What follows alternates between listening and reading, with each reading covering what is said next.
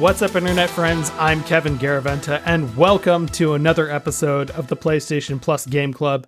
This is a show where we pick one game from the PlayStation Plus library and break it down for your entertainment, information, and amusement. Today, we are talking about The Evil Within, developed by Tango Gameworks and published by Bethesda. Tango Gameworks was founded by Shinji Mikami, the creator of Resident Evil, and The Evil Within would be his first game outside of Capcom. You can really feel the DNA of Resident Evil in the atmosphere and style of this game, as well as how you play, especially in relation to Resident Evil 4, and we'll talk about that in detail in a little bit. And to start doing that is returning PS Plus Game Club member Sarah Amini. Welcome back again. Hi, Kevin. Thanks for having me back again. It's great to get sick of me. It's great to have you back. I have to ask you right off the bat, why in the hell did you choose this game? Yeah, no, I've been asking myself that question this entire time.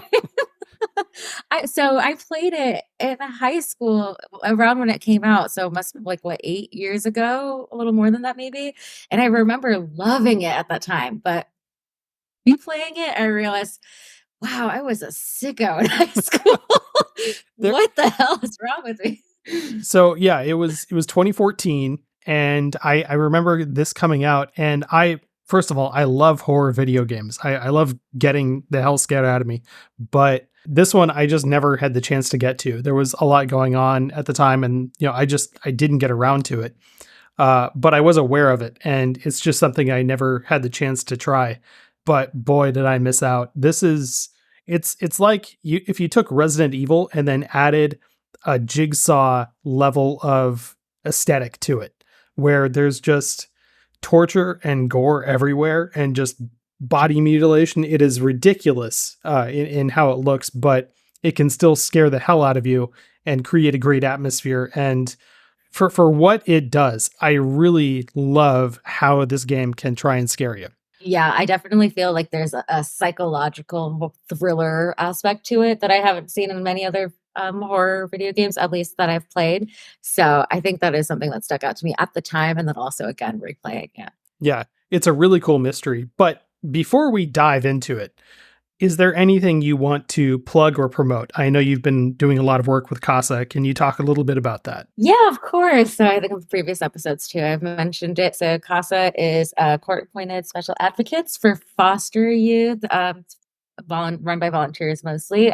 Basically, we work with the legal system to advocate for the well-being of foster children and their legal cases when they're potentially getting reunited with their parents or adopted out. So it's something I do. My background's in psychology, developmental psychology, and we work together. Our job is great, but doesn't really always fulfill that need to make the world a better place. And this definitely does. It's very fulfilling, and I definitely encourage people to look into it. It's nationwide, and there's different branches in each area. So yeah, I definitely look into your local CASA and see if you can help out or donate. Yeah, that's great. That's really nice. So again, I'd like to plug, if you want to be part of an episode of the PlayStation Plus Game Club, you can send us an email at psplusgameclub@gmail.com with game suggestions or thoughts you have about our monthly featured game. But getting back to it, we picked The Evil Within for this month, and it feels like tangentially related to your background, now that you mentioned that you have background in psychology. So it's very fitting for us to talk about this kind of subject matter today. Yeah, definitely. And especially with Halloween right around the corner, I definitely have all of my Halloween decorations already up. It's mid-September, but they've been up since September 1st. So yeah, it's a very fitting game for me. Yeah. 184 copy, code 3, ETA 3 minutes. Copy 184. Sorry, detectives. I know you're just coming off a case, but I'm afraid we're gonna have to make a detour. Sounds serious. Is it a riot? A call went out just before I picked you up. Said it was multiple homicides.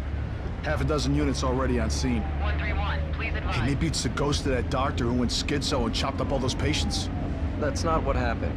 Some patients disappeared. Some kind of scandal?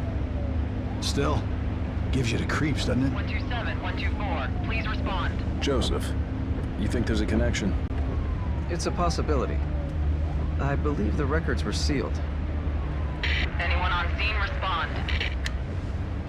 Dispatch, this is Detective Castellanos in 184. What's the situation? Over. 184, be advised. Some problem reaching on son of Beacon Memorial.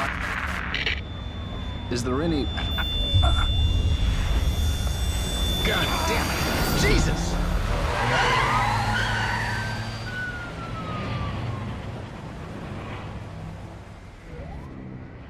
This episode is going to be half of just a quick overview, and then we are going to do a deep dive spoiler cast for everything that happens in it. So let's dive into the crazy mind of Shinji Mikami and the evil within.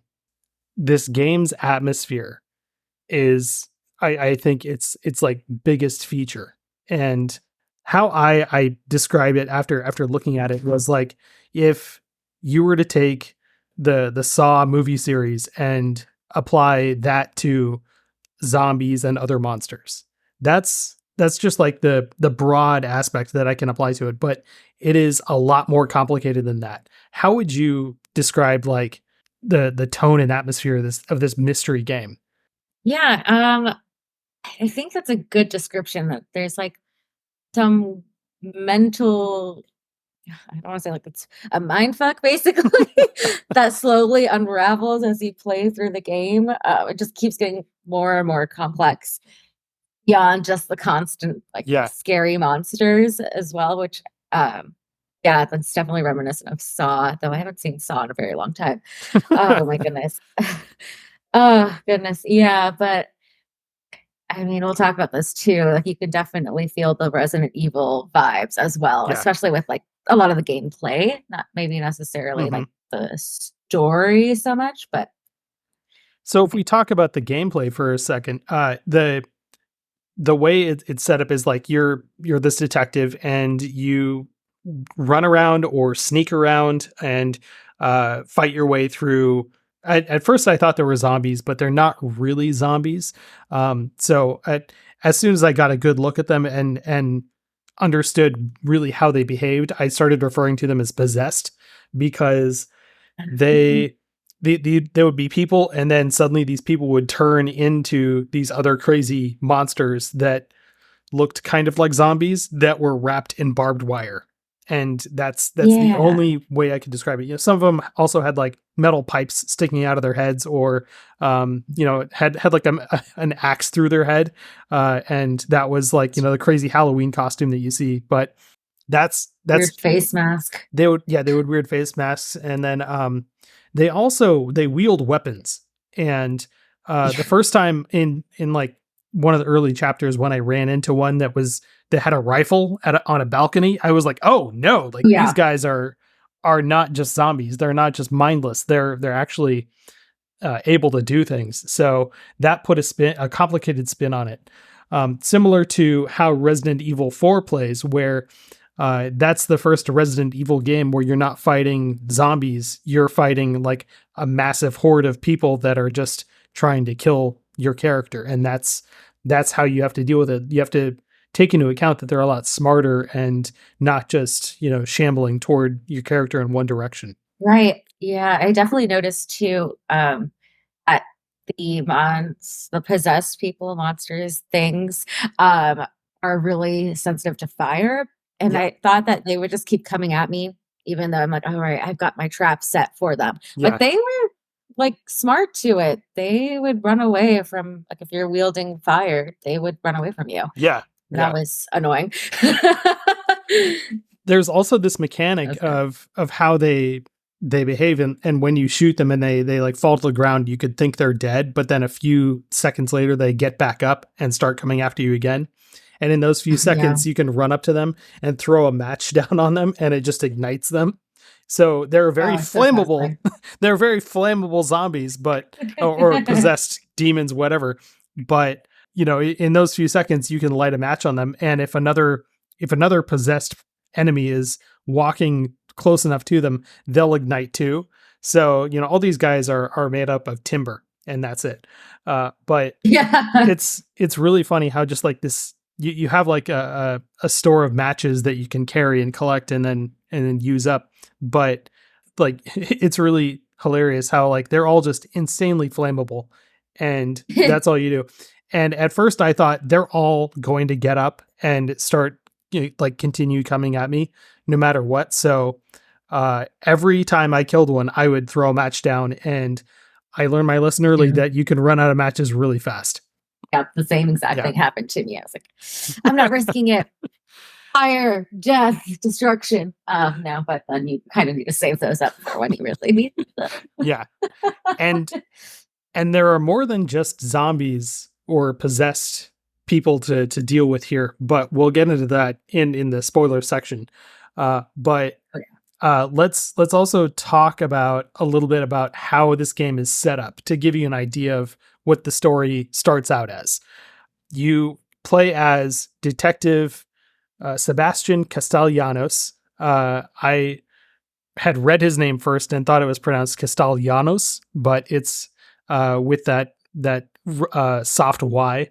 So and then it's Detective Sebastian Castellanos, and then he has a partner, Joseph Oda, and a rookie detective with him, Julie Kidman, and then they're all in a police car being driven by Deputy Connolly, and they're driving away from some other case, and they get an emergency call from Beacon Mental Hospital, and they have to drive over there and find out what's going on.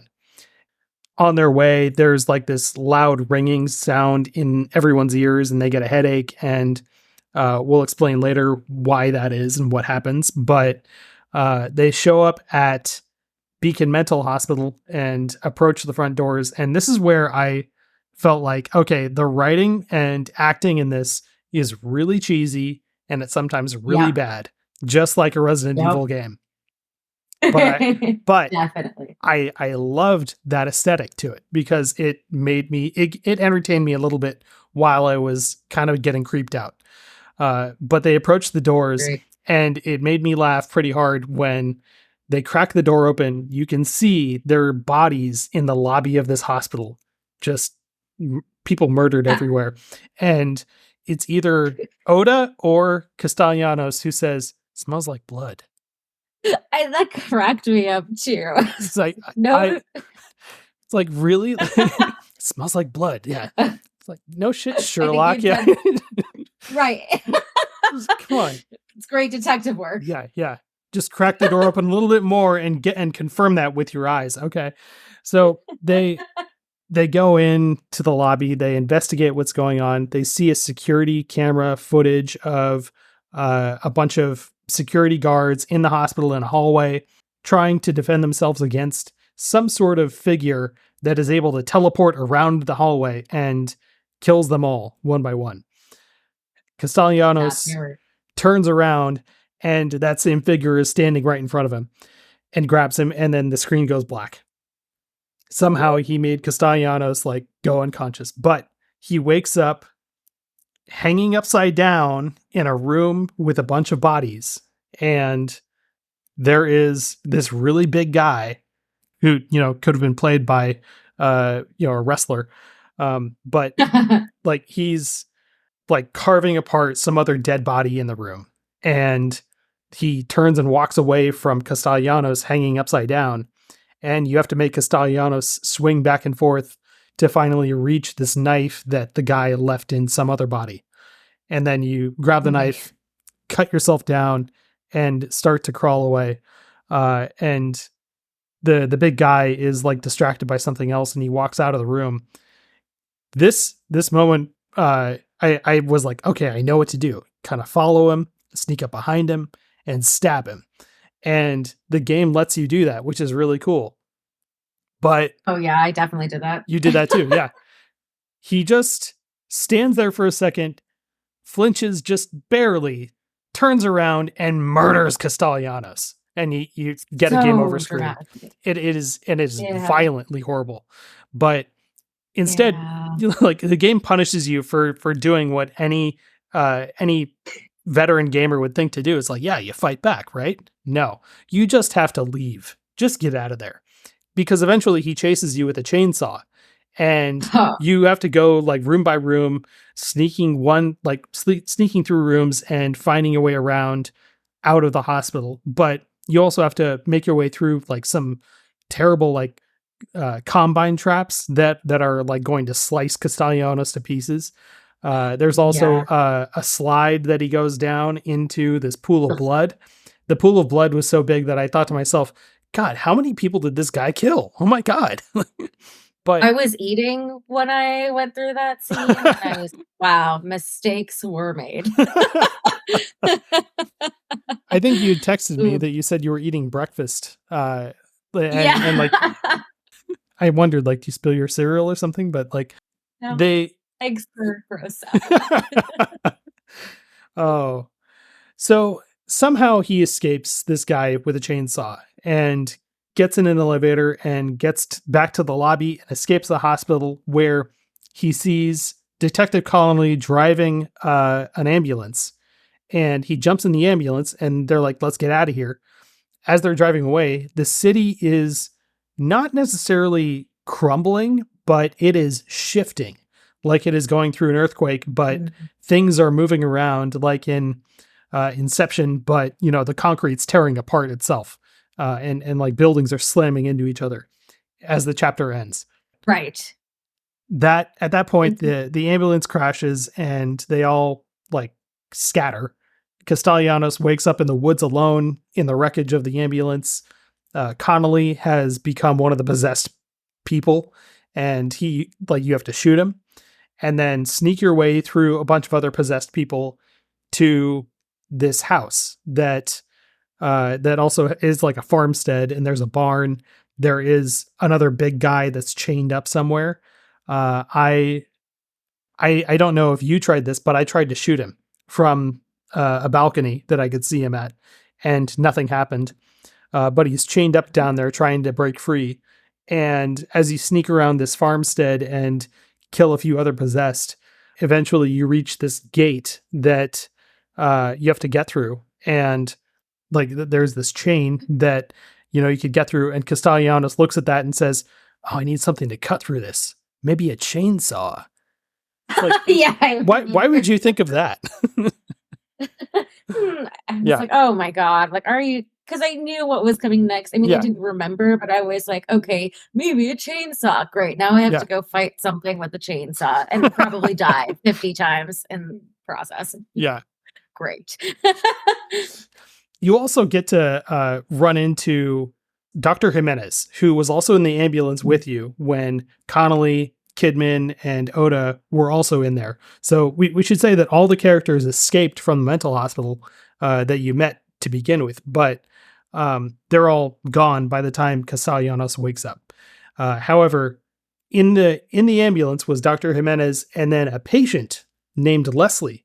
And this kid, he looked like he was like 15 years old, but he was just muttering something to himself. And then he disappeared after the ambulance crashed. Jimenez is trying to find him, and you have to like work with him to track this kid down. So he tells you to get this gate open that has a giant chain because he saw Leslie go through there. And then, you might wander around the farmstead for a little bit until you wander. And if you wander back to the big guy, suddenly he's broken out of the chains and has a chainsaw. And I thought to myself, well, where did you get that, dude? Because you were just in a pen that had nothing, and now you've blasted out of that pen with a chainsaw. So convenient. So convenient. Yeah. And then like that was like the first big fight that you run into. And thankfully I had a lot of shotgun shells to plug him, but it felt like every time you'd get hit by him, I wouldn't flinch or like get scared or anything. I would just say like, nice one, dude. Nice. Just kept coming. I just I was rolling my eyes. I was like, God damn it, not again. Really? Right? Like, okay. Yeah. Another thing about this game that I've noticed, and this is in relation to the structure of it, when one particular like character or possessed demon gets sight of you, they alert everybody else. And you have to find a way to defend yourself against a larger group of enemies. When that happens, you have to, like, one of the best strategies that I used was like, you kind of find a good corner to bait them all into and create a bottleneck. Yeah. But most of the time, and this is a great hallmark of that Resident Evil 4 style, there are no dead ends in this game, which means that you can get snuck up on at any point from any other direction that you're not facing. And that creates a great form of tension. Constant. Yeah. That leads me to wanting to ask you about how this game can scare you. And I feel like this game exhibits like 3 different forms of really good horror. And the first one is creating tension. And that form of a fight creates a great sense of tension because you're always thinking to yourself, well, I'm shooting these guys right now, but who's behind me? And so I'm always scared that like something's going to come up behind me, even in like big bombastic fights. Did you ever get that feeling? I did. And you know what? I actually, for the sake of time and my own sanity, I went back and I changed the difficulty level. I felt shamed for it. They were like, "Oh, this is for cowards." And it's like, well, you know what? I'm a coward. It's fine. What can you do? And so they have this feature where it shows you whether you are potentially in the line of sight of an enemy and whether or not they see you. But that isn't always, at least for what I gathered, it's not like 100%, if you know what I mean. Like, I definitely used it as a crutch and then got snuck up on a lot. Yeah, Just really annoying. Oh my gosh. Yeah. So there was definitely, even in my cowardly gameplay, there was still constant like paranoia of like, hey, is someone behind me? Well, it doesn't say they see me, but maybe they do see me. Yeah. So, yeah, that tension was definitely there. Yep. And then like that second style of horror that I saw a lot in this was a jump scare, and it didn't scare me a lot. A lot of the time I would again say like, oh, nice one. Were there any, well, we'll get into those in spoiler talks, but how often would you say that happened? Like you, I don't think they scared me so much as annoyed me and be like, God damn it, not again. Like, 'cause they would the jump scares generally correlated with a gruesome death. Oh yeah. I usually like it's when they killed me that I'd get like the jump scares, but yeah, no, I think I was like, okay, cool, like great. It was more annoying than anything, Yeah. and I think it was every so often. It wasn't like super constant, but the attention definitely hit more. And then you mentioned that third aspect that I was going to bring up is a lot of grotesque things that you see in this game. A couple of months ago, we had someone else on the show and we talked about the game Blasphemous, and that compared to this is barely anything. Like, this was you see some crazy stuff in this game. And a lot of the deaths, I could not believe they were actually like going to do that. Where like at some point Castellanos's head just gets smashed, completely flattened. I was just like, wow, that was really violent. Or like, the chainsaw deaths were just ridiculously violent. But so long. Yeah. And a lot of these drawn out. Yeah. These deaths a lot of time where I would get killed for like the 5th time and be like, oh, all right, fine. Go ahead. All right. Continue the animation. All right, let's go. Come on. I want to try again. That kind of thing. But these deaths, like the first time, they're a big shock. So, and then like just seeing these monsters are they're pretty horrible to look at too. And we'll explain why they are the way they are in this spoiler discussion. But overall, the aesthetic of this game is quite horrifying to look at times and very unnerving. yeah, as far as a horror game goes, I think this was fantastic.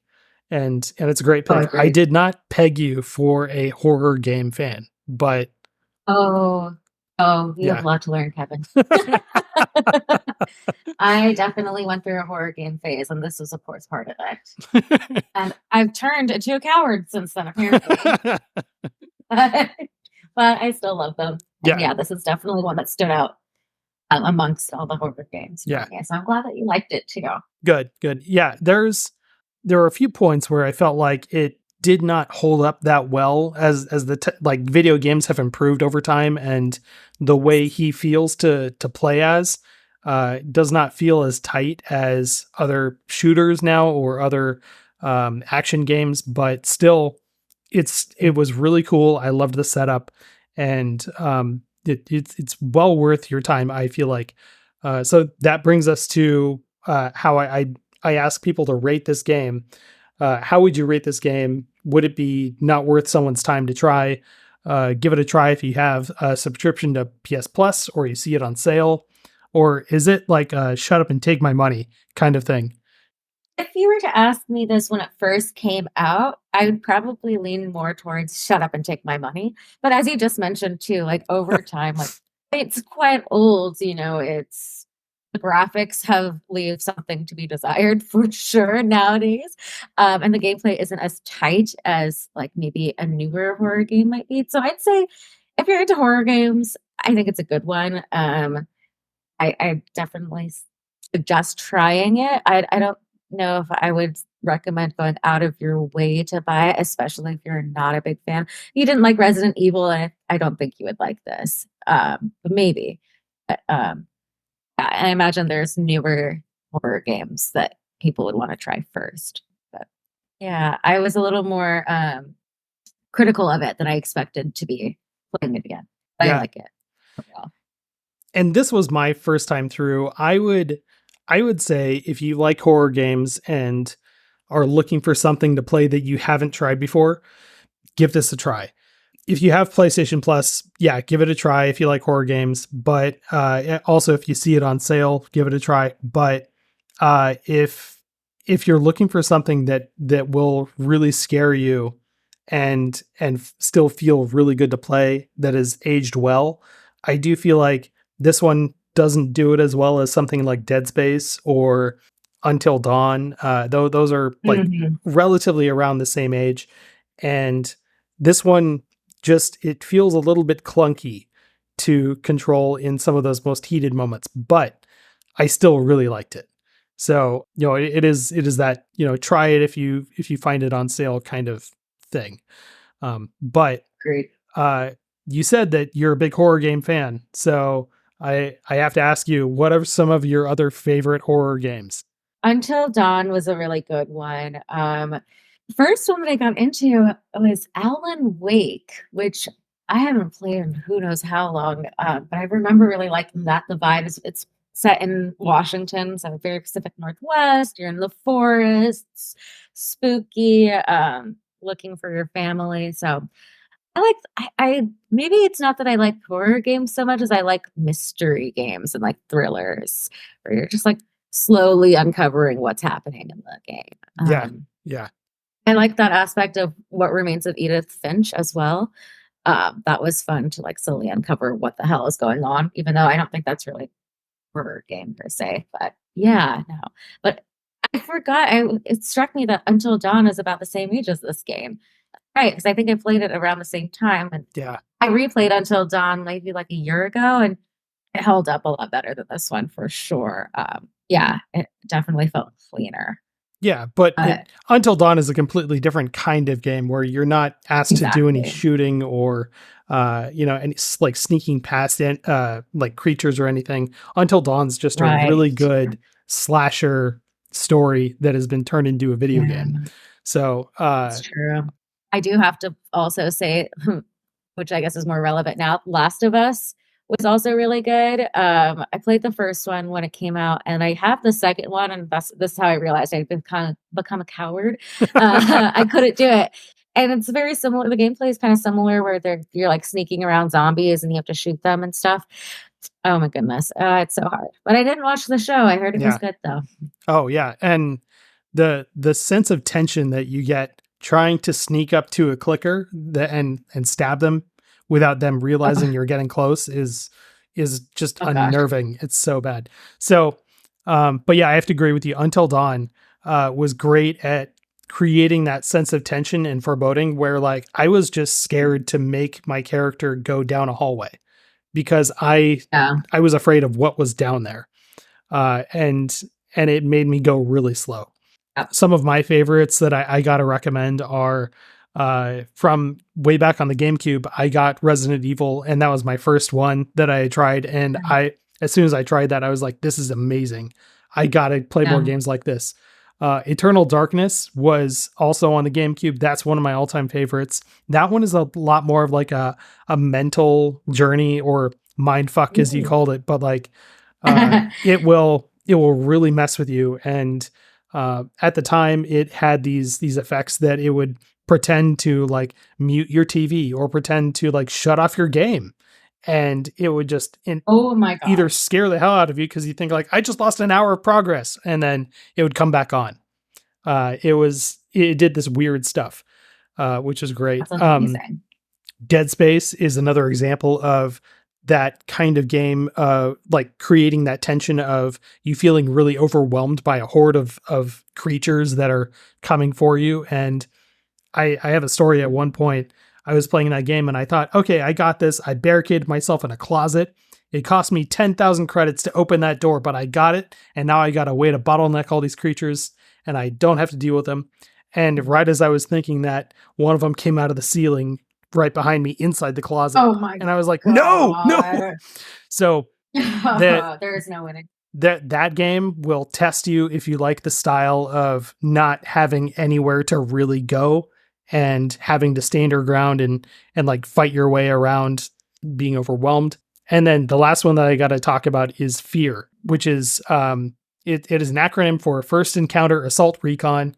It was a shooter that came out, I think, in 2005 or 2006, but it's a shooter where you shoot an army of guys, but you also get chased by a ghost named Alma. And she looks like this 12-year-old kid from The Ring. And that one, I think, is one of the only games that I can think of where I got chills just from seeing her, because you'd like get to the top of this like ladder and like have a view of like a building, and you just be looking around, and all of a sudden, like without me doing anything, I just notice in the window, Alma is standing there looking at me, and I get chills. It's like, oh god, she's right there. Like that one, that one's a really cool one to play if you can track it down. So, are there any like non-horror games that you can think of that have still scared you pretty well? Oh, that's a good question. I think going back to our first podcast together, Observation kind of spooked me a bit, and that wasn't really a horror game. Yeah. That one was good. Shameless plug to go listen to that episode if you're interested. Yeah, that one was a good one. Also scared me. Ghost of Tsushima has like this, I don't think it's a DLC. It's kind of like, it's like they have a narrative mode and then an online mode. And the online mode is really based on like legends of like demons and all that kind of stuff. And it's pretty spooky too, I'd say. Yeah, that was really fun though, for sure. I was very addicted to it. Mm-hmm. But yeah, it's pretty spooky. Cool. Okay, so my last question for you about these other recommendations. Do you have any favorite horror movies that, you know, this game made you think of? Oh, that's a good question. As with my horror game phase, I had a horror movie phase, and it's been a while. One that always stuck with me was The Orphan. It was like maybe the first horror movie that I like actually enjoyed. That's a really cool one. Scream. Yeah. I mean, I love the fact that it's like child's potential. I mean, I won't spoil it, even though it's really old and whatever. Yeah, I think that like lended itself. I don't know, for some reason, just the scene where she bashes a nun with a hammer really stuck with me. I don't know why. Yeah, that one is good. Scream is classic. And I mean, if you're into something. I haven't seen Saw in a really long time, but I remember liking that as well. I think as like with this game, there's Yeah. like that the mind fuck part of it that I seem to enjoy for some reason. Okay. Yeah. What about you? Oh, all-time favorite is probably The Thing. And there are some creatures that you see in this game that really make me think of that as well. So, I see. have you seen that? No, Okay. I haven't. Okay. I'm going to have to Add you know, it. run over to your house and lend you the DVD. So, Yeah, seriously. is there anything else that you're reading, watching, or playing that you'd like to recommend? I guess on the theme of zombies, I'm late to the game, but I just started the Santa Clarita Diet. It's like a very like fun zombie show. Yeah, I don't think so. I mean, I'm really hoping they have Netflix has had The Haunting of Blythe Manor, and then The Haunting of Hill House, and those were really good. I'm really hoping they come out with another series like those for October, but we'll see. I think there is one on the way, which is Mike Flanagan's next one, and I think it's The Fall of the House of Usher, but I'm not sure. I know that something is on its way. I know that. But great news. Yeah. Speaking of Halloween, I've got one more recommendation, which is next month's game. And because it's the Halloween season coming up, we have the PlayStation Classic remade in Medieval. I found this one to be much less scary and more of a Halloween-themed cartoon, more like an amusement park filled with Halloween-themed attractions. It's a fun time, and almost any scene you can think of related to Halloween, you see it here. Remember that, it's coming up. Have you had a chance to play Medieval? I have not, but Okay. Actually, when I got The Evil Within again, I finally gave in and got PlayStation Plus Extra. Oh, so nice. I'll probably, now I have the whole catalog. So PlayStation should be sponsoring this podcast because that definitely got me to invest in that. So I'll definitely be playing Medieval after. Yeah. Yes, please. If you're listening, Sony, please sponsor us. So remember that you can be part of the show too by writing into psplusgameclub@gmail.com to share your thoughts about Medieval or any other recommended games we have for future episodes. But for the rest of the episode, we are doing a deep dive spoiler cast into The Evil Within. The stairs are gone. We must be collectively losing our minds. Losing our minds. Losing our minds. Losing our minds. Losing our minds. Losing our minds. Oh, God. No.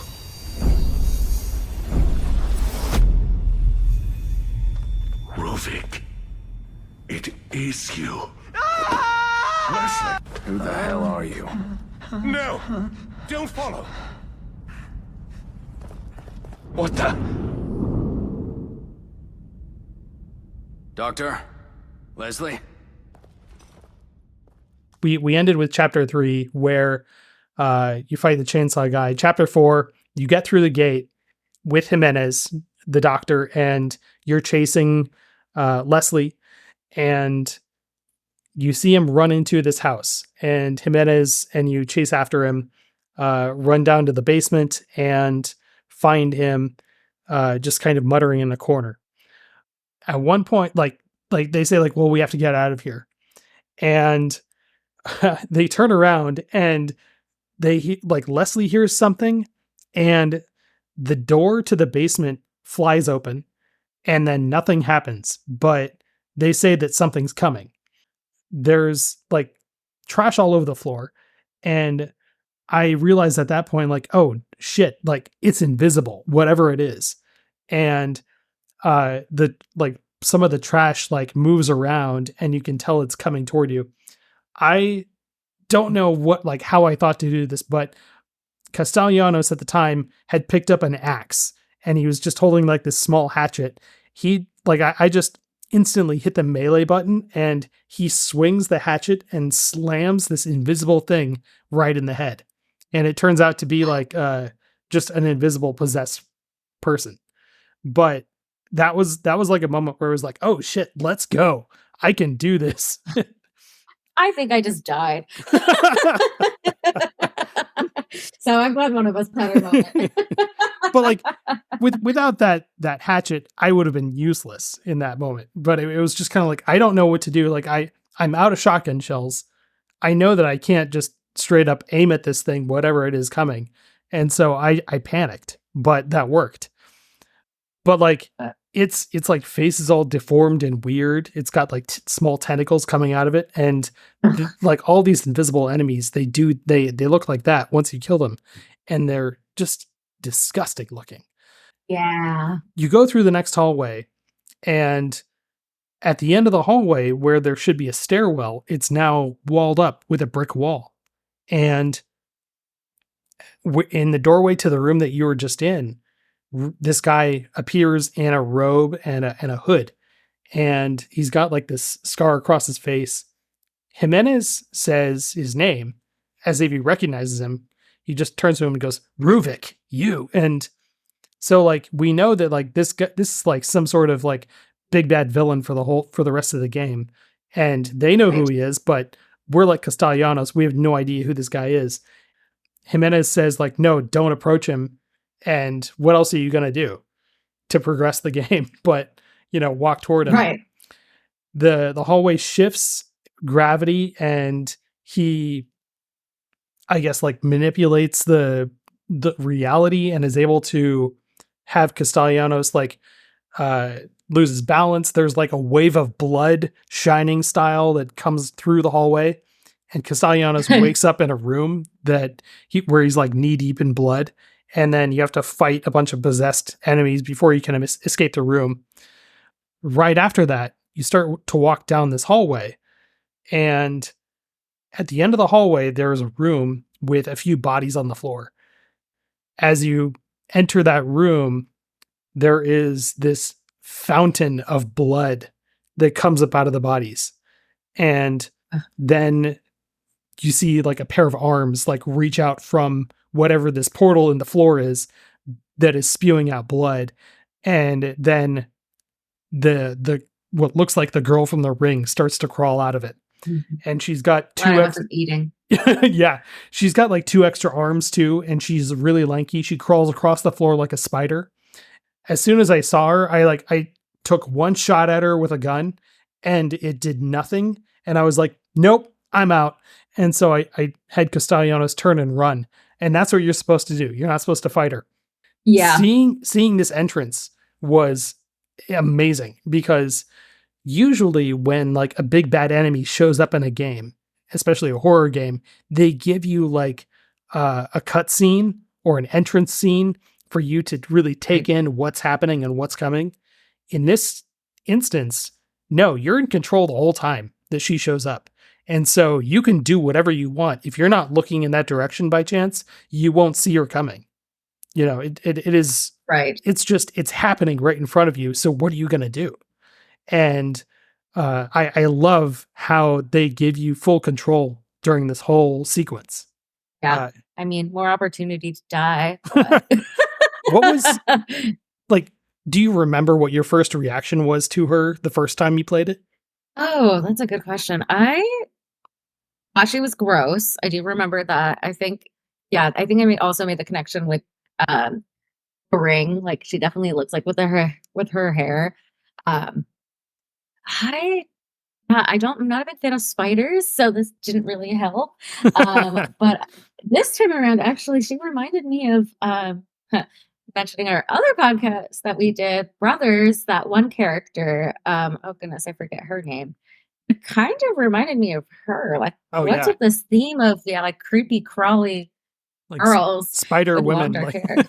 Yeah. What's going on here? Yeah. So no, she was the worst. Yeah. Oh, and like all you can do is just run from her, and eventually you get into an elevator that lets you escape. But then she kind of materializes again in another hallway, and then you have to get to another elevator and escape. So there's no real sense as to how long you're supposed to keep running from her. You just have to go, and that's it. But eventually you run into Detective Oda and meet up with him. You find him in a bathtub unconscious, and you have to like throw a lever and it dumps him out of the bathtub, and then you wake him up and try and make sense of what's going on with him. And then a few rooms later, after fighting through some more possessed, you find Kidman, who is trapped in a tank that it looks like a Houdini tank that is filling up with water. And you have to like fight off a bunch of possessed and then throw a lever to free her.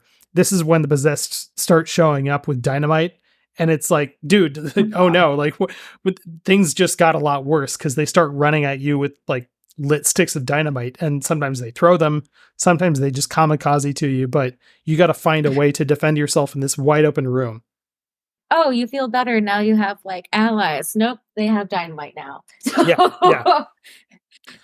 It's like, they up the ante just because you got some help, and it gets worse. But eventually you get separated by what looks like the Spider-Woman's hands coming out of a pool of blood and just dragging people into it.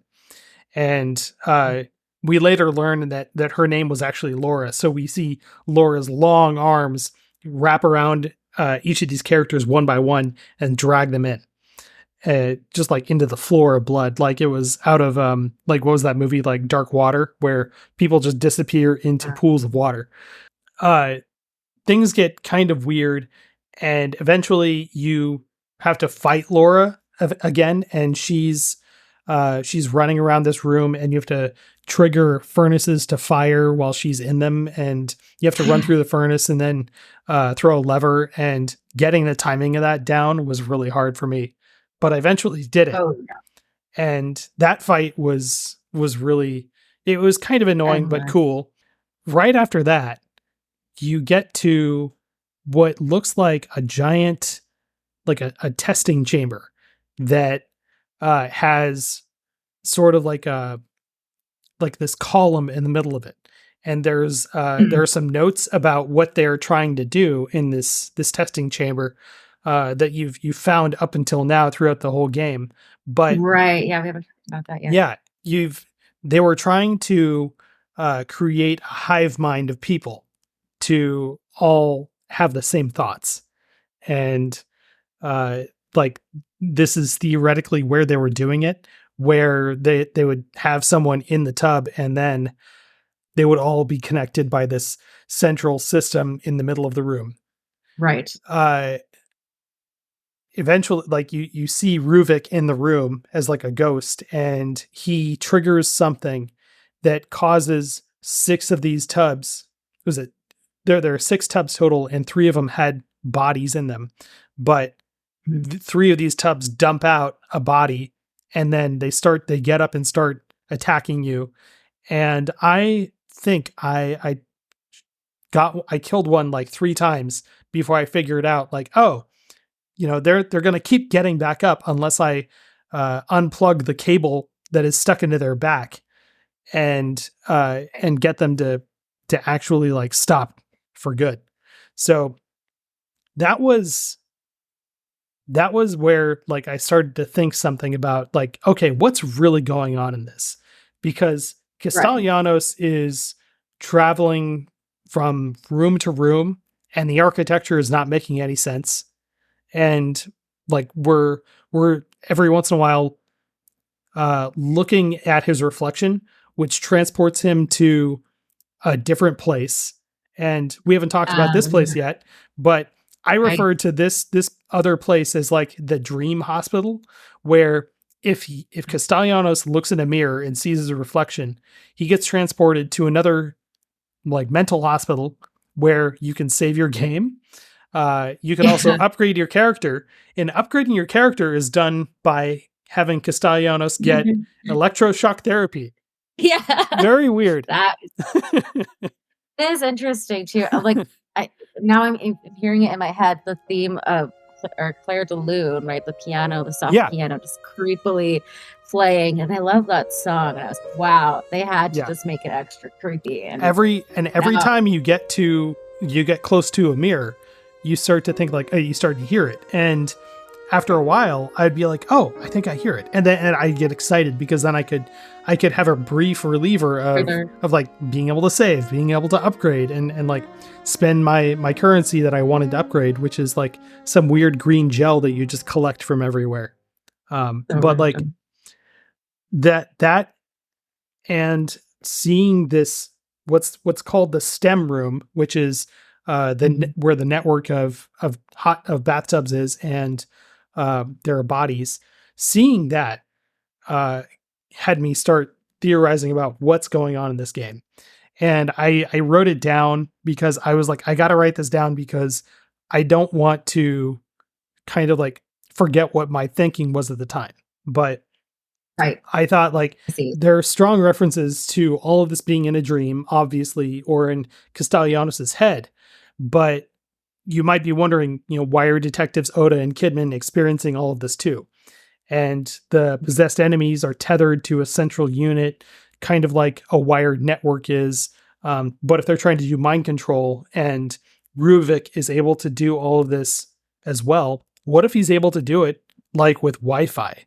Can he telepathically link all of their minds together and implant terrifying images into their own vision and make them see things that aren't really there? Can he make them think they're, going through a horrible nightmare, but they're all just crazed murderers killing random people? And, how much of all of this is real? What is real and what isn't? How can you tell the difference? Even if Castellanos were to ask one of them for confirmation, like in A Beautiful Mind, like Russell Crowe did, how can he really trust their answer? So this is where real? This is where that mind fuck really started to get to me, where I was like, what is really going on here? How much of this is real? It is, and it made me really wonder. So I wondered if he was just having a mental breakdown or like, just something going on. Like I thought that like at this point in the game, I was like, oh, all of this is a figment of his imagination. Like Oda and Kidman aren't actually experiencing this. He's just thinking that they're experiencing it. And that this is all just in his head. Yeah. Hello. Yeah. It's interesting you had a different perspective at this point. Yeah. Which was not the whole picture, I'll tell you that. But obviously. It gets so much more complicated. Doc, what the hell is going on? There's no time. I need to figure out how to reverse this if we're going to stop him. Who? This Ruvik guy? Who the hell is he? I'm sorry, I have to find this. I can't help if you leave me in the dark, Doc. And you need me to help.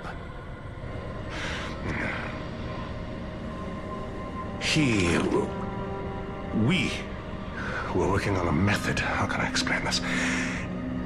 It's like linking brains together. Sharing everything on an electrochemical level. Emotion, memory, perception, everything. Directly. It's unprecedented. The implications on psychology, on pharmaceuticals, on consciousness itself. Are you serious? It's a fucking nightmare. Well, I didn't say it was perfect.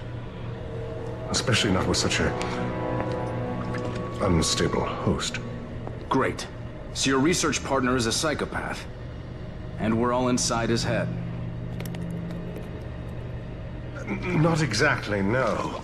All of us are contributing on some level. But he's the only one with conscious influence. You know how he thinks. What does he want? Well, it's just a theory, but I'd say he wants us dead.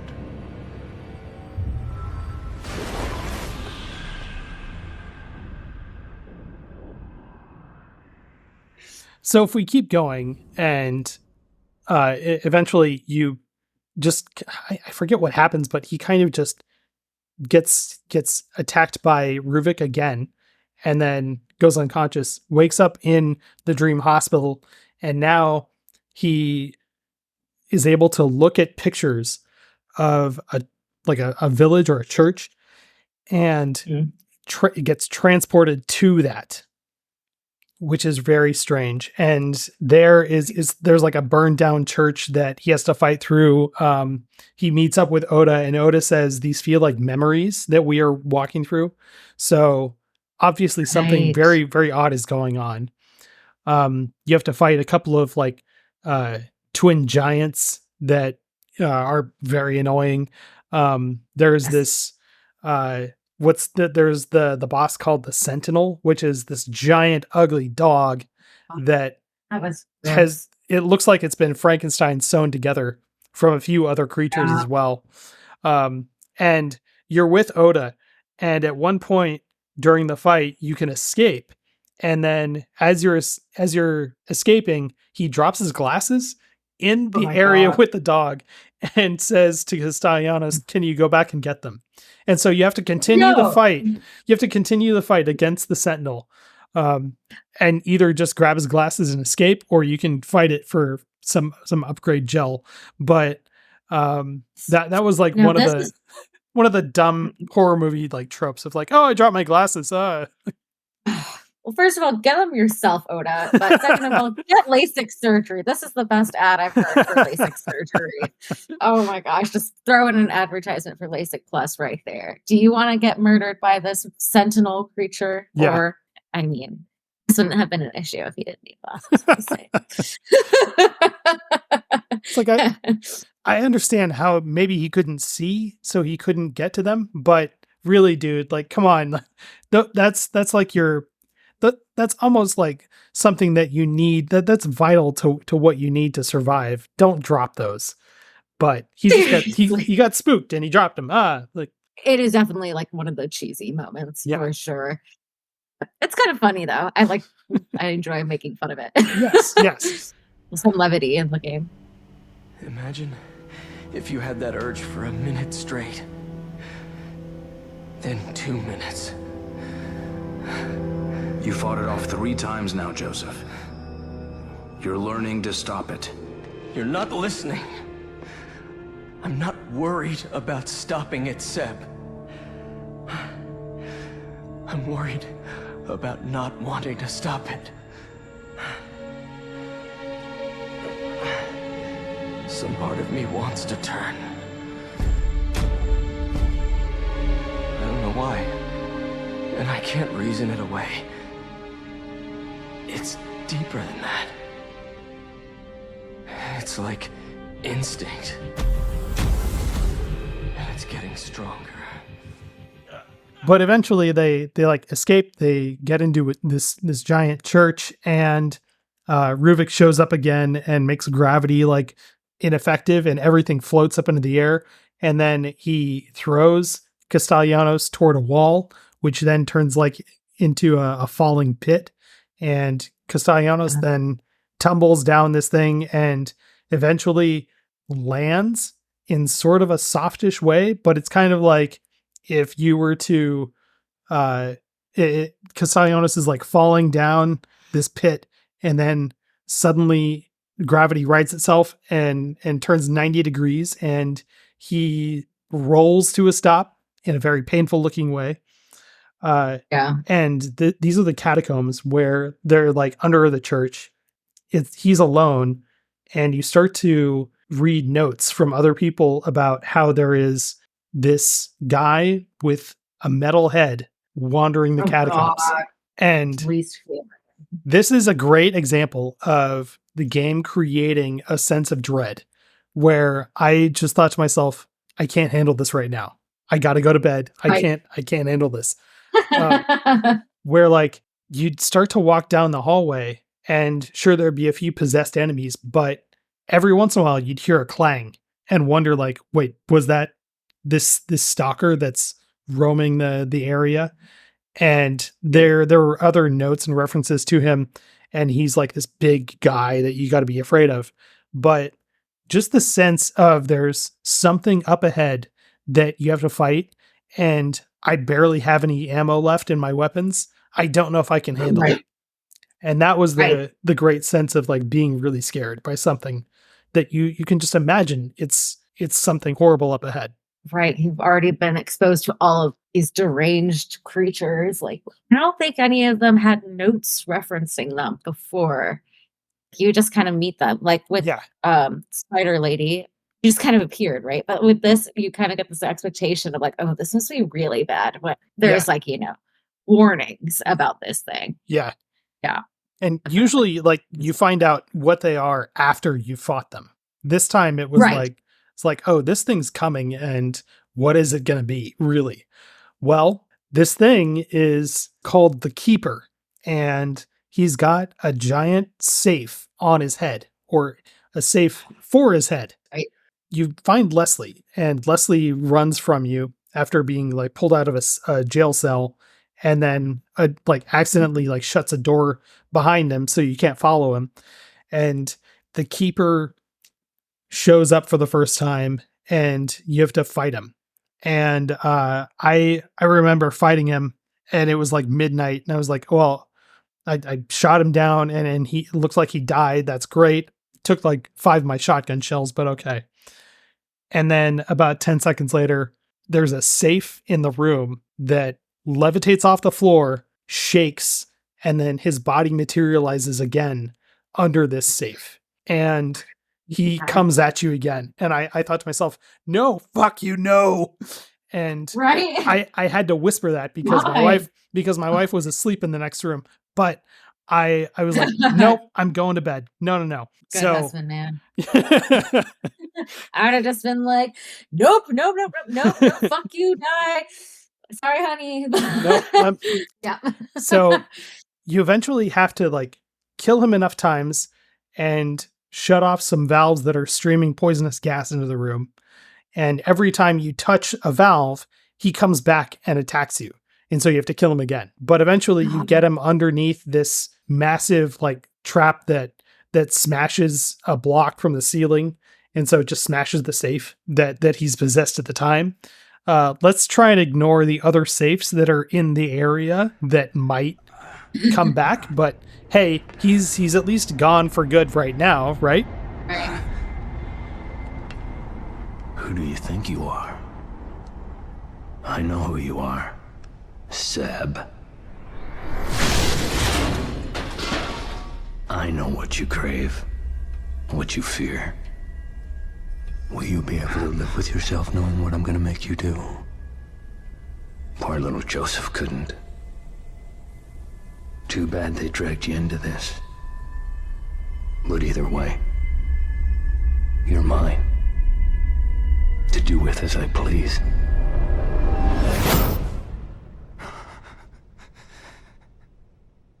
You keep going along, and there are caves underneath the catacombs. You eventually get to a long part of this cave, and there are pulses coming from the other end of this long corridor of the cave.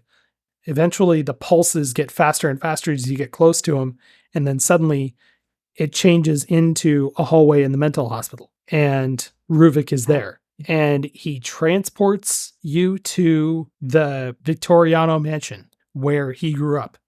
And we find out that Ruvik is short for Ruben Victoriano. And this is his house that he grew up in. We find out what happened to him and who he is as we explore this house. But he is kind of like a ghost haunting it at the time. And, while you search this house, he might pop up at any time and attack you and instantly kill you, which was really annoying for me. Yeah.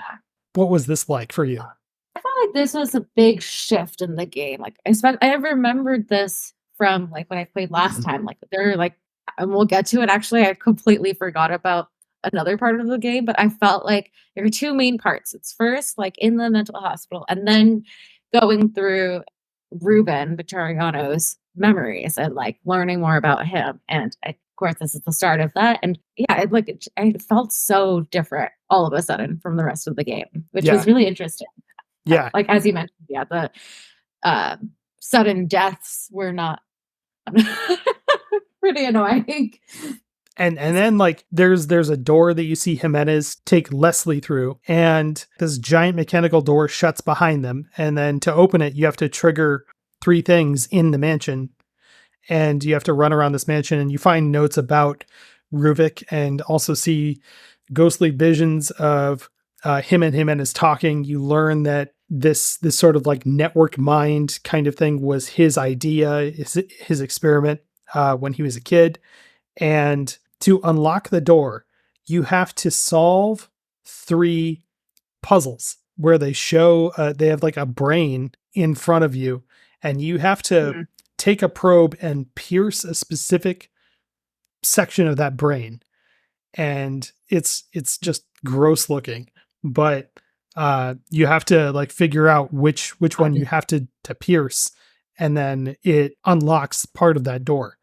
Each brain is arranged in a different way, but the third one was it's like a cross section of a person's head, which is disgusting to look at, first of all. But then like I noticed that as I was trying to figure it out, the eye starts to move and blink. And I saw that, and I was just I chuckled a little bit, because I just thought to myself, what other horrible things can I see? Oh yeah, that's awful.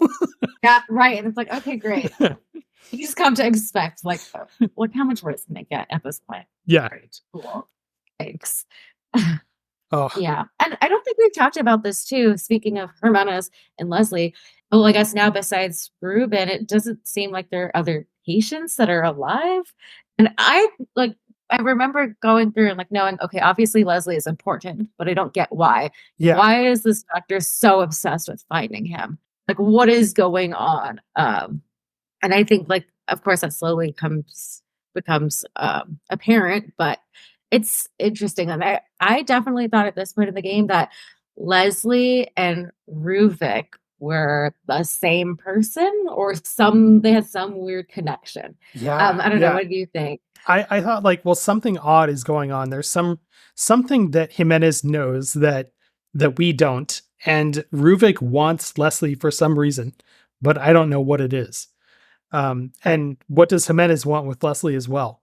So like, there's something about that kid that is special, but we don't know what it is. Right. But eventually you get the door open, and as you're wandering the house, you've also found out that Ruvik and his sister Laura, who is the Spider-Woman now, they were playing in the family barn, and it caught fire, and she died, and he was disfigured by it. He eventually went crazy because of it and killed his parents, was adopted by Dr. Jimenez, also inherited a ton of this money that he then funneled into all of his research for the Hive Mind project. Jimenez and Ruvik grew close, and that's how they know each other. But when you open the door, Ruvik shows up again and transports you to the family barn, and you see what had happened in a vision. They were playing in the barn, and some of the townspeople showed up and burned the barn down with them inside it, not knowing the kids were in there, but set it afire because they were upset about something the family had done, that the parents had done or something. And this was payback for it. I thought to myself at this time, oh, does Ruvik know that townspeople set his house on fire and now he's going all Freddy Krueger on them, where he's bringing everyone into his nightmare and he's going to punish them all for it? Like, that was, I thought, like, this is really cool because he's going all Nightmare on Elm Street, and like, this is the game version of that. Right. You killed my sister. You're going to pay. You try to kill me, bastards. The irony is that his sister came back as a horrible monster too. I know you're in here. I can hear you breathing.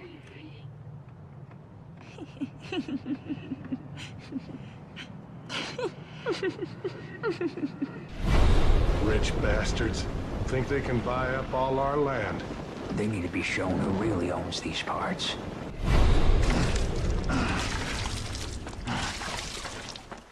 Hey, I think there's kids in there. I didn't hear anything.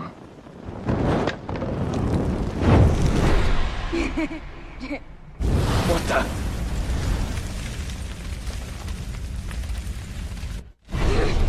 Somebody open the door! Ruben! Ruben! You have to climb!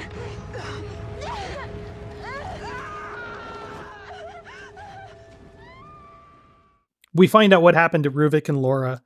Then we revisit the STEM room and we learn about Ruvik's experiment in detail. Jimenez is there with Leslie, trying to get Leslie to connect with him in one of the tubs again. And Jimenez says that he's pretty special. Castellanos is like arguing with him, trying to figure out what's going on. And at this point, the amalgam shows up, which is this giant monster that looks a lot like something from John Carpenter's The Thing. So you got to see this movie to see the resemblance. But I really do. This thing shows up and Jimenez just approaches it like he's like been waiting to see this thing. He worships it and it just picks him up and snaps his neck in half. He seemed like he said that he worshipped it. You also seemed like in awe of it for sure. Yeah. It was like, so strange. Like, I don't, okay. That guy's a nut job. Yeah.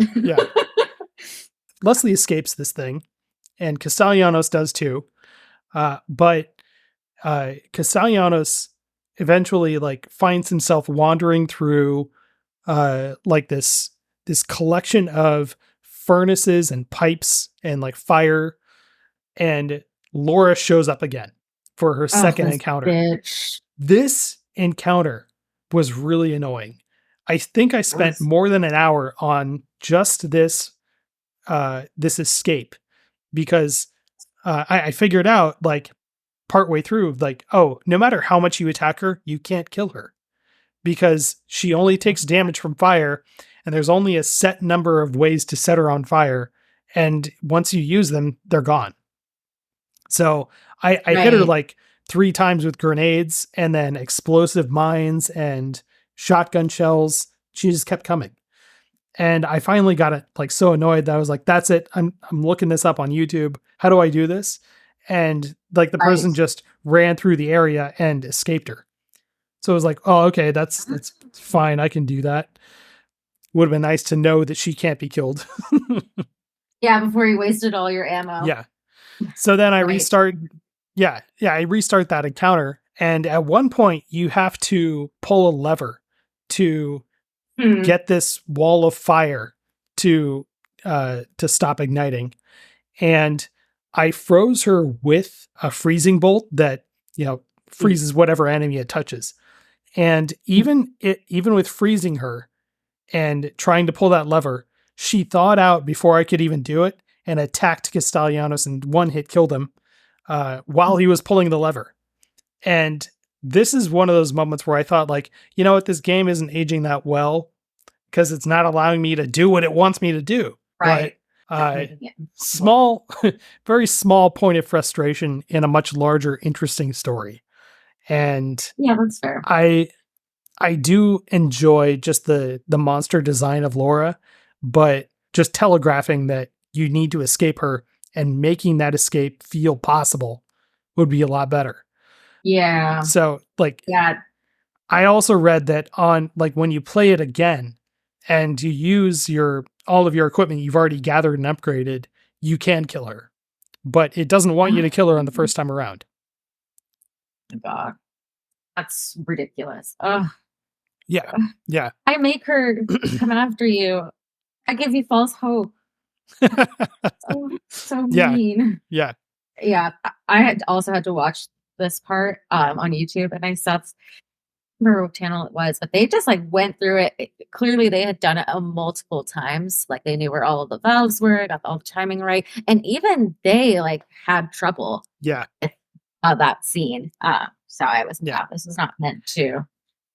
What's also annoying is that like there are a few bombs around in the area that you have to avoid, and we haven't talked about the bombs yet or traps, but if you're sneaking up to a trap, you can disarm it, and you get parts that you can then use to craft crossbow bolts or whatever ammo you need.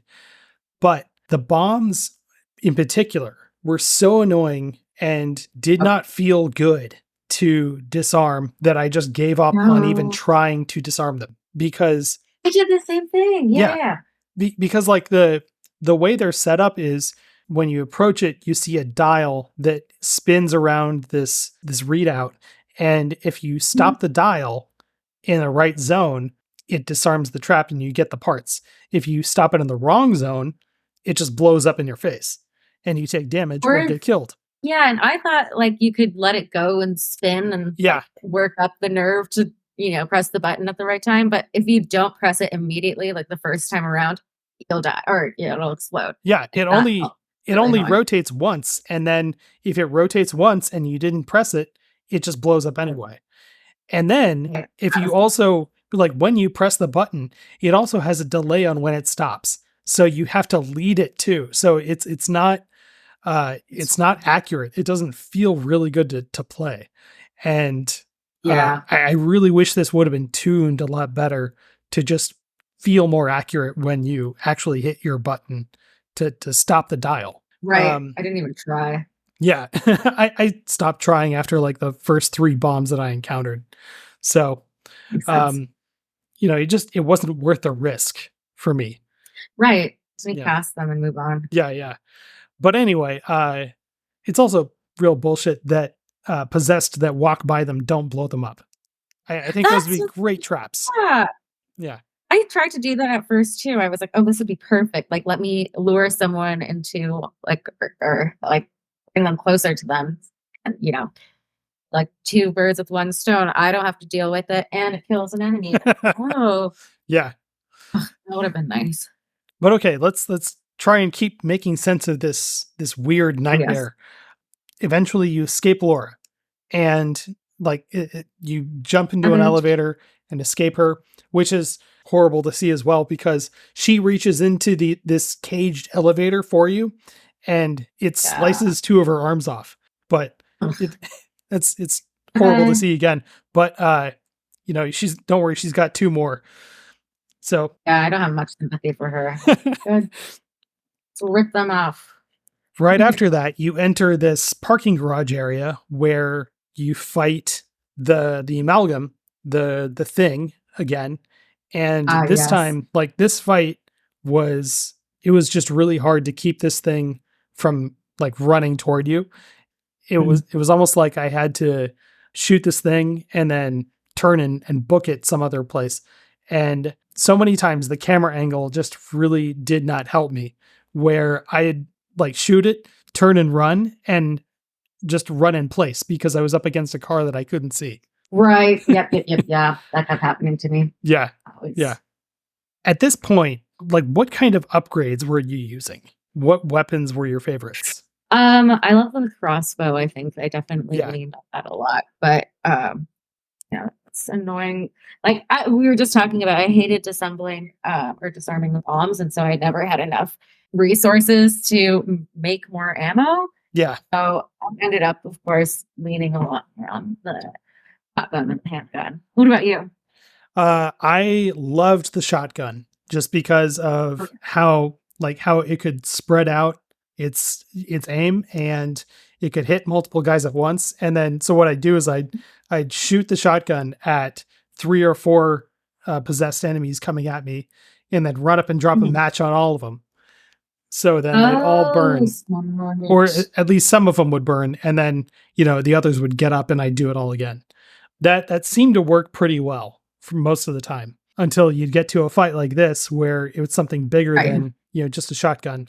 I love how at the very beginning of the fight, this thing is just hanging out in the parking garage and there's a tentacle coming off its back with a giant eyeball that floats towards Castellanos and stares at him point blank. I would start this fight and then eventually get killed. But every time I started this fight, I would try and shotgun that thing in the face. And It was so much fun to just hit that. And every time I did, I felt so good because this thing that looked kind of like a gorilla would collapse and I'd run over and start shooting one of the other heads that were poking out of it. By the way, there are like 3 heads that are poking out of it. Yeah, super cute. Yeah. That also reminded me of the evil gameplay where, these boss monsters have like weak points that basically the only way to kill them. And so I felt like that was at least like very intuitive, but it was still really annoying. Yeah. I definitely died a lot of times. Yeah. especially with the second phase of this fight, where the whole body would divide in half and there would be a giant mouth in the middle of it, and it would charge you. And if you were anywhere near it, it would just instantly kill you because it would eat you. And like that was just so annoying. But eventually I damaged it enough that it died. So then Castellanos leaves the parking garage and meets up with Oda and Kidman, where they found a bus, and they're going to, yeah, like who left this bus here? But and it's intact. It's in great shape. Did you notice that the bus on the front just said charter on it? It's like it was gonna. Oh. It's like, oh, like we're gonna charter a bus. All right. Fancy. Yeah, yeah. Everything is falling apart, but we can still charter buses. Yeah. In this reality. So right as they get into the bus, Oda says something. It's like, I figured out that Leslie's important. We have to go back to the Beacon Mental Hospital. So we're like, okay, cool. We'll go back. And then as they're talking, Kidman runs up to the front of the bus and is like, we have to get out of here right now. And a giant spider leg comes through the roof of the bus and tears the roof off of it. And that begins this chase sequence with a giant like boss spider named Heresy. Right. And they have to like drive away from it, and you have to shoot it while they're driving and keep it off the bus. So that was a pretty weird fight. But at this point I'm thinking like, this is just ridiculous. Like they're going all out like crazy stuff. Like, yeah. Thank God you're all right. How did you get here? It wasn't easy. At least I haven't had any more episodes. I wish I could say the same. Hey, I think I might have found us some transportation.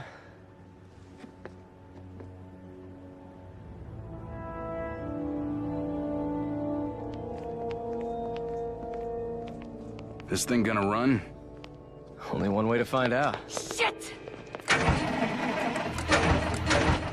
What are you doing? Answer me.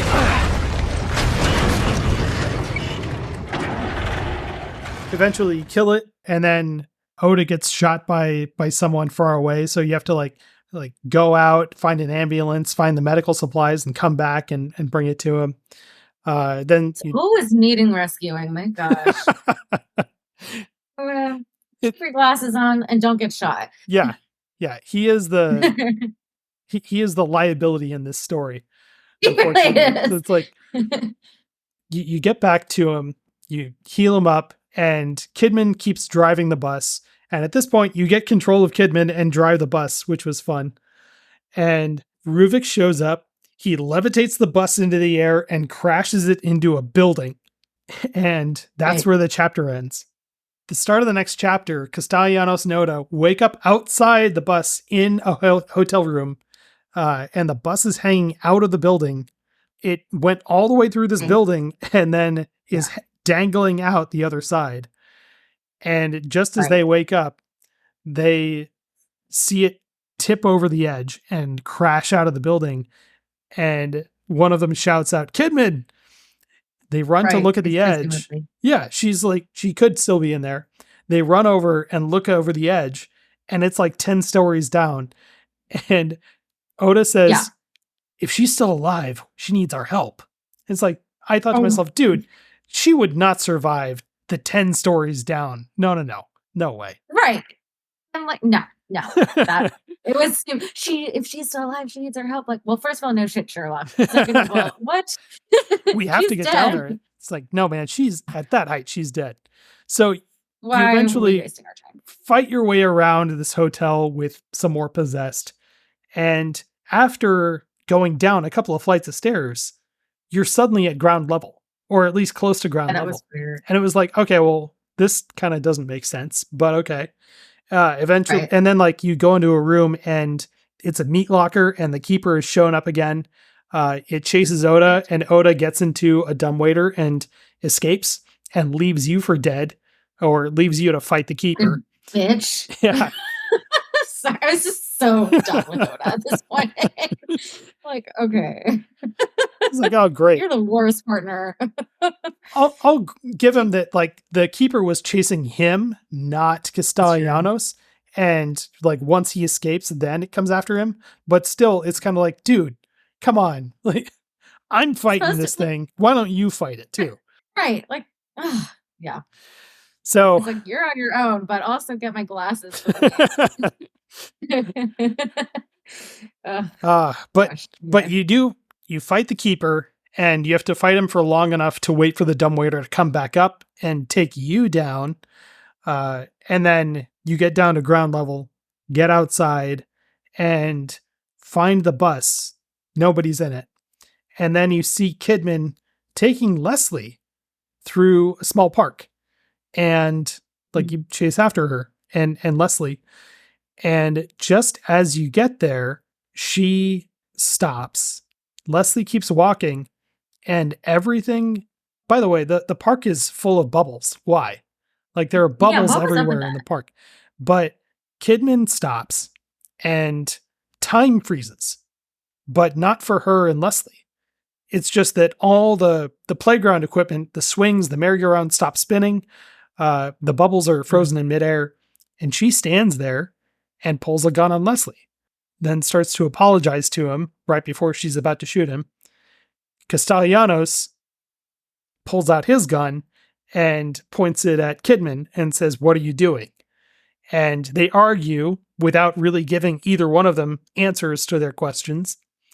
And then Oda shows up and does the same thing. He's just like, "Hey, yo, what's going on?" and points his gun at Kidman.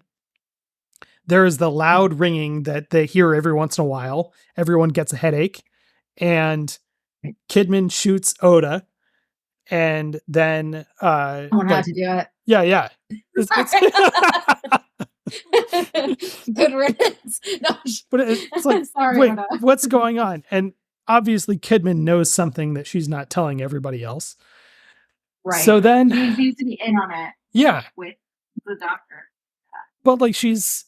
Yeah, and again, like the writing in this game, it's just kind of like, what are you saying, and why are you delivering your line like that?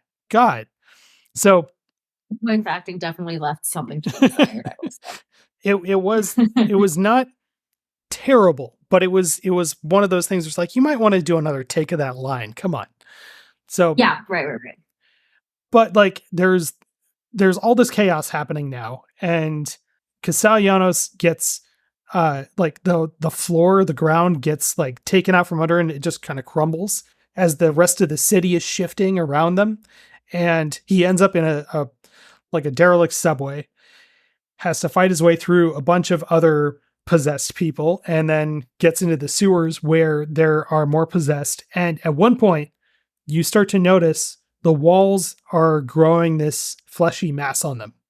And it's looking more and more disgusting. Every once in a while, there's like a possessed creature or something that has two heads. It's like got another head growing out the side of one head.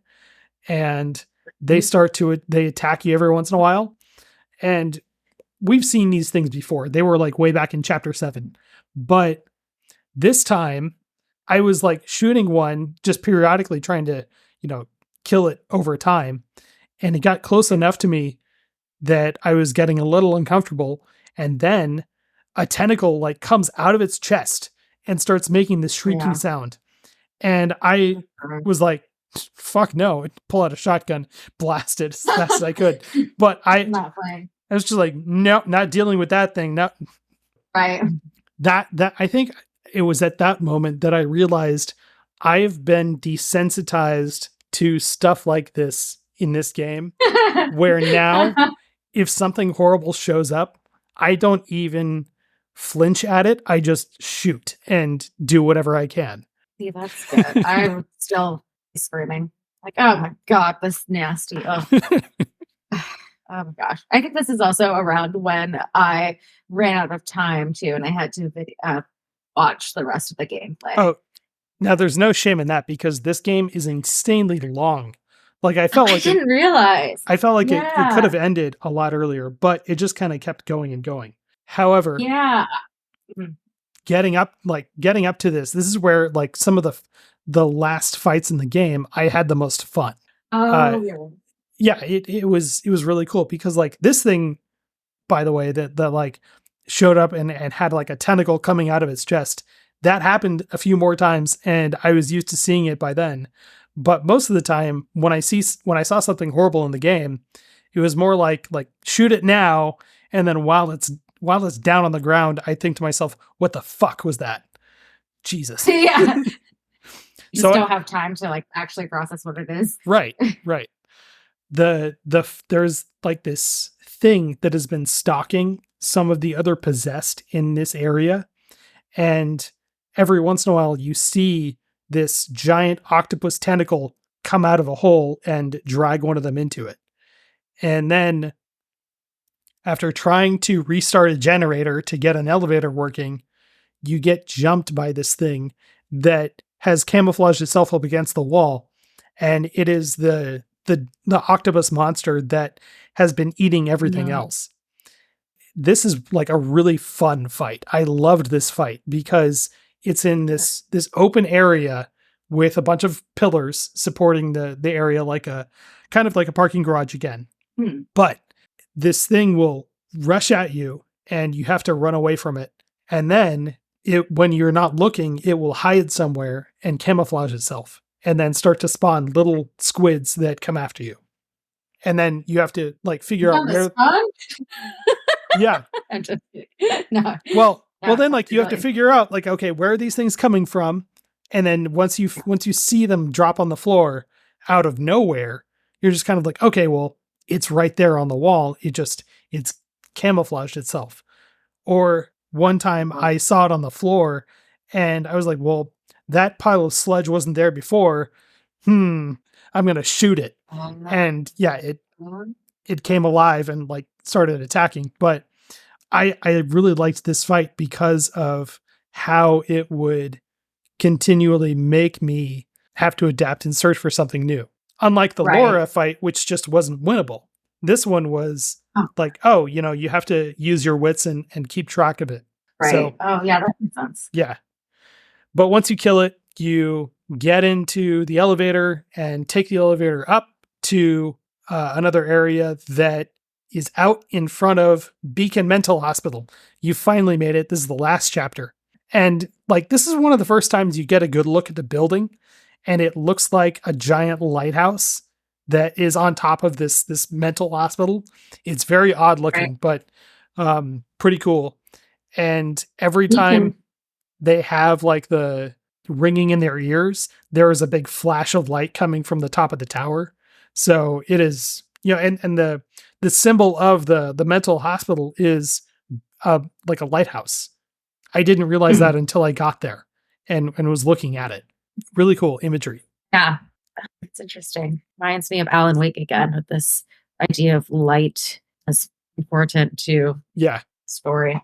And that one I haven't played Alan Wake, so I really want to. But it's good. Yeah. So you get inside the mental hospital and chase Leslie through it because he's always, in the next room.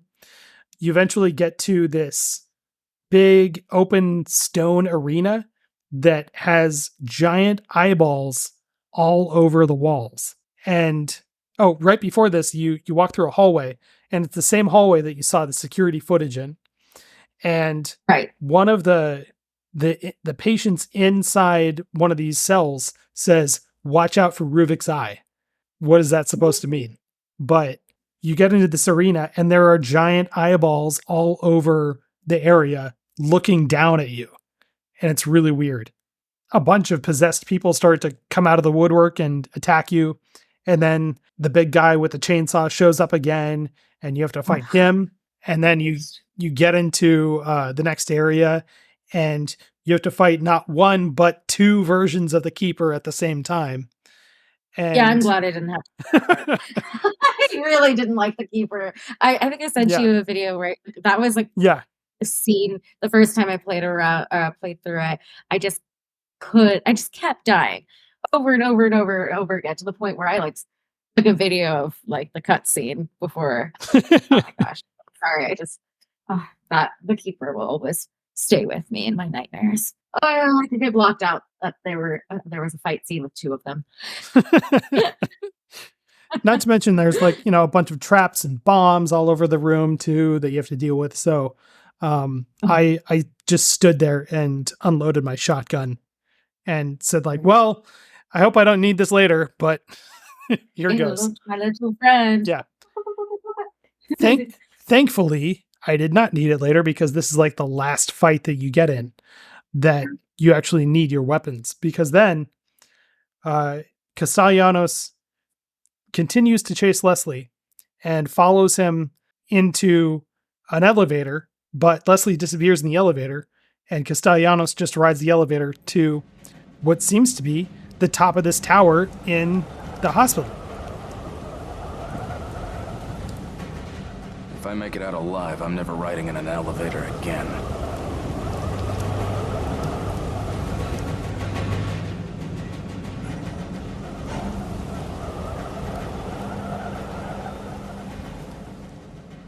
At the top, there is not just the old network room, because you fight your way through that and through another 3 patients, but then you reach what looks like a newer, more advanced version of the STEM room or the network room. And there are more tubs. Yeah, there are more bathtubs and like computers hooked up to them and people in them. Castellanos looks down and sees himself in one of them. And that's when Kidman shows up and Leslie is in the room too. And Castellanos is asking like, what's going on? Nothing is explained again, but Ruvik appears, and then the giant like lighthouse portion or structure that's in the room, because this is the top of Beacon and there's the lighthouse up there. The lighthouse structure itself changes into a giant brain that we've been seeing every once in a while. And this is supposed to be Ruvik's mind. Yeah, it is very trippy because like it has us questioning what is going on at all in all of this. Ruvik appears there right in front of Leslie, grabs Leslie's head, and then Leslie just liquefies into nothing right in front of him. And it was like, what's going on? What just happened? Because he wanted Leslie for something, and now he just got it. And whatever it was. You're right. Yeah. But yeah, Ruvik, who looks a lot like Lord Vecna from Stranger Things. Yes, that's yeah. Because I definitely need that connection. You finally get a good look at him without his hood. And he's a little bit. Oh yeah.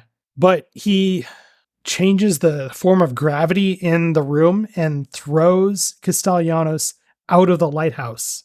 And as he like has another one of those like softish, in quotations, softish landings that he rolls to a stop on the ground outside. And then everything kind of goes weird where all of a sudden this giant monster that has that giant brain in it crawls out of the tower and starts to come for Castellanos.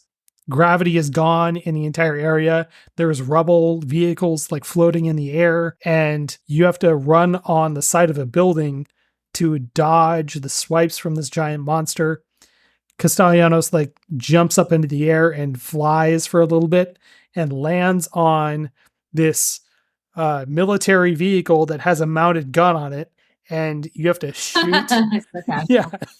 It's just like, okay, well, we saw this thing once before in a part that we skipped because, there's a lot to skip in this game. But he grabs the military gun and you shoot this giant monster as it crawls toward you.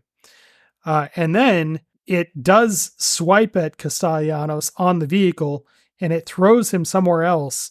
And he lands on this piece of rubble that is wrapped in giant strands of barbed wire. And he gets impaled on it, And while he's hanging there on this thing, he looks over and sees a soldier, like a dead soldier next to him with an RPG. And he just happens to be within reachable range of this RPG. Oh, let me just grab that. Thank you so much. Picks it up. Doesn't it just like drops down conveniently right next to him? Yeah. It's like right there. Like, oh, this is a great place for me to be, almost killed. But the RPG also looks like a single-use RPG that you've seen in action movies. But this one has like 15 rockets in it. So you can fire it 15 times, even though it's only got room for one rocket really in it. So we've got to suspend disbelief at this point. Yeah. It's pretty silly. There is a slight reason to that because, obviously now, like by the time you're listening to this and you figured out like, oh, the architecture doesn't make sense and like nothing makes sense in this world. It's all a dream. But how much of a dream? Right. You fire the rocket launcher enough times at this giant brain that Ruvik is in. He eventually dies and you somehow like get pulled off of the barbed wire and just slump over. Then Castellanos. Yeah, just take a second. Castellanos wakes up in the tub inside the advanced network area that he saw earlier, crawls out of the tub, and then walks over to this column in the center of the room that has a brain in a jar. And this is supposedly Ruvik's like actual form. And so he pulls the brain out of the column, slams it on the floor, and then stomps on it to kill Ruvik once and for all. But then he just kind of slumps over again and wakes up in the tub again.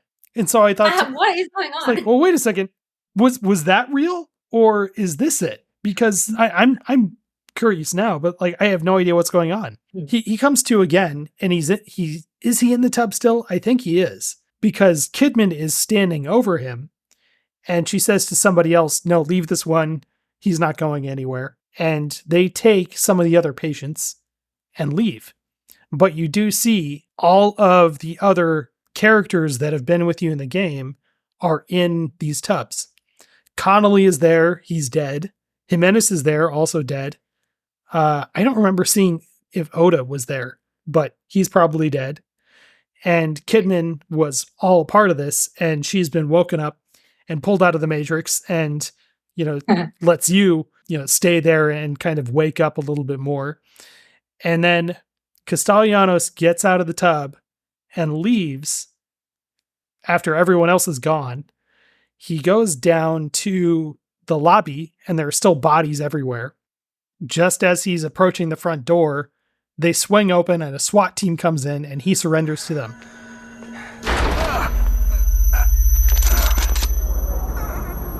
Go, go, go!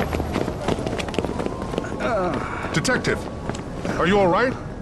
Is there anyone else? Just give me some real fresh air.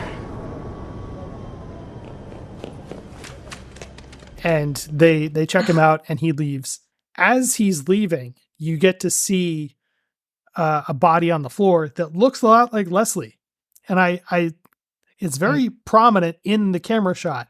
And so it's pretty obvious. And I was like, oh, there's Leslie. What's going on? Is he playing dead? And then Castellanos, as he's like hanging out in the parking lot, sees Leslie walking away from the hospital. And then he does like this flicker disappearance, and he like just disappears in a blink like Ruvik did. And that's the end of the game. So many unanswered questions. Okay, so like there's obviously some sort of organization that it's like a shadow company that is that Kidman is working for, that is trying to get control of this, and they are trying to like take Ruvik's experiment and perfect it or whatever. But of course they don't have Ruvik. Ruvik instead, it seems, has used Leslie to possess another body that he was the only survivor of this experiment they were doing. That's what made him special. Right. And Right. He's now possessed a 15-year-old kid and has walked away. Yeah, but it's weird because like you stomped his brain, or at least he thought you did, because that could have been fake too, because he woke up in a bathtub after he did that. But then also the bodies, right? Like what Yeah. is that about? Because it seemed like, I don't know, at least to me, it felt like, oh, if the people are dead, it's because of Ruvik, but Ruvik is not actually there. Yeah. But Yeah. presumably there are still bodies, and in reality, I don't know. So the big question is just, when did this all start? When did the dream start? Was it when Ruvik grabbed Castellanos in that first chapter? Did it happen when they were driving up to Beacon Hospital? There were so many questions that this game leaves, and I liked the story. I liked the concept, but there are things that just didn't quite line up that weren't answered. Even if you say like, well, it didn't really make sense. Look, it was all a dream. Nothing makes sense in a dream. That's fine. That's some crap out. But it also gets me wondering, like, how much of this really happened and what was real. Once you beat the game, you get a gallery unlocked where you can look at all the enemies and the weapons you've used and stuff. And they all have backstories of how did these enemies get there? And that answers a few questions, but not all of them. It's helpful, but it doesn't fill in all of the gaps that I have. And so there are questions for this, which might be answered in the DLC. There are like 3 different DLC packs that got released for this. Did you play any of them? I have not. Okay. But now I'm wondering, are you going to play the sequel? Where's the sequel? Maybe. I don't remember. Have you played the sequel? I have not. Okay. But I kind of want to now. Okay. I'm not sure. I'll have to see whether it's good or not, or if it's just going to make me frustrated again. But I mean, I really liked that it was kind of open-ended, and that like you don't exactly know what was real, what wasn't, when it started, when it didn't. Mm-hmm. Yeah. I kind of like that it was open to interpretation, though it is frustrating to not have like concrete answers.